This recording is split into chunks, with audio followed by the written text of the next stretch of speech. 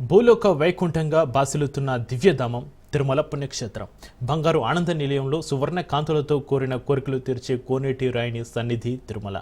భక్త ప్రియుడైన ఆ కలియుగ ప్రత్యక్ష దైవం శ్రీ వెంకటేశ్వరుడు స్వయం వ్యక్తమై వెలిసారని ఆగమ శాస్త్రం అనేక పురాణాల ద్వారా తెలుస్తుంది. అంతటి ప్రాశస్త్యం ఉన్న క్షేత్రం కాబట్టి నిత్య కళ్యాణం పచ్చని తోరణంగా విరాజిల్లుతుంది. తిరుమలలో మరోసారి నో ఫ్లయింగ్ జోన్ అంశం తెరపైకి వచ్చింది.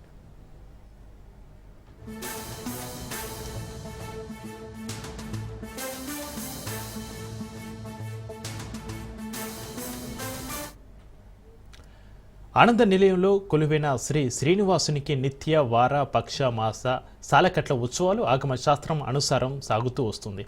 స్వామివారికి అలంకరించే పుష్పాల నుంచి అభిషేకం, నైవేద్యం, అర్చన, సేవలు ఇలా ఆలయంలో నిర్వహించే ప్రతి పని ఆగమ శాస్త్రం ప్రకారమే నిర్వహించాలి. అలాంటి ఆగమ శాస్త్రంలో అనేక అంశాలు పొందుపరిచి ఉన్నారు. అందులో ఒక అంశమే తిరుమల కొండపై విమానాలు ఎగురరాదనే నియమం కూడా ఉంది.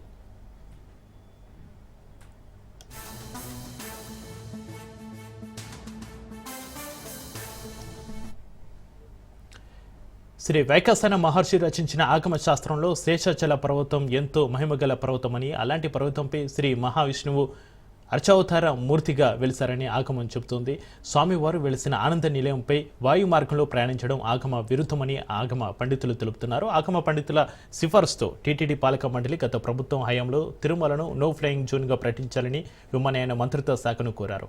గత ప్రభుత్వ హయాంలో కేంద్ర పౌర విమానయాన శాఖ మంత్రిగా ఉన్న అశోక్ గజపతిరాజు తిరుమలను నో ఫ్లయింగ్ జోన్గా ప్రకటించడం సాధ్యం కాదని స్పష్టం చేశారు. కేంద్ర విమానయాన నిబంధనల ప్రకారం తిరుమలను నో ఫ్లయింగ్ జోన్గా పరిగణించలేమని స్పష్టం చేశారు. కొంత ఊరటనిచ్చే విధంగా భక్తుల మనోభావాలు దెబ్బతీయకుండా తిరుమల స్వామివారి ఆలయం మీదుగా విమానాలు వెళ్లకుండా చర్యలు తీసుకుంటామని స్పష్టం చేశారు. తిరుమల నో ఫ్లయింగ్ జోన్ కేటగిరీలోకి రాదని స్పష్టమైంది. ఇప్పుడు మరోసారి టీటీడీ చైర్మన్ లేఖ రాయడంతో తిరుమల నో ఫ్లయింగ్ జోన్ అంశం తెర మీదికి వచ్చింది.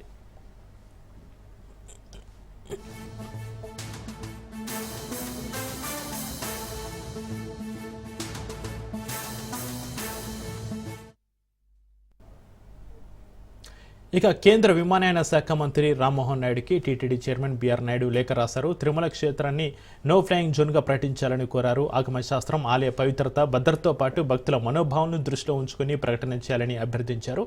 తక్కువ ఎత్తులో ఎగిరే విమానాలు, ముఖ్యంగా హెలికాప్టర్లు, ఇతర వైమానిక కదలికలతో ఆలయం చుట్టూ ఉన్న పవిత్రమైన వాతావరణానికి భంగం కలుగుతుంది అన్నారు. తిరుమల సాంస్కృతిక, ఆధ్యాత్మిక వారసత్వాన్ని కాపాడడానికి నో ఫ్లయింగ్ జోన్ ప్రకటన ముఖ్యమైన అడుగు అవుతుందని టీటీడీ చైర్మన్ పేర్కొన్నారు. ఈ లేఖపై కేంద్ర మంత్రి రామ్మోహన్ నాయుడు సానుకూలంగా స్పందించారు.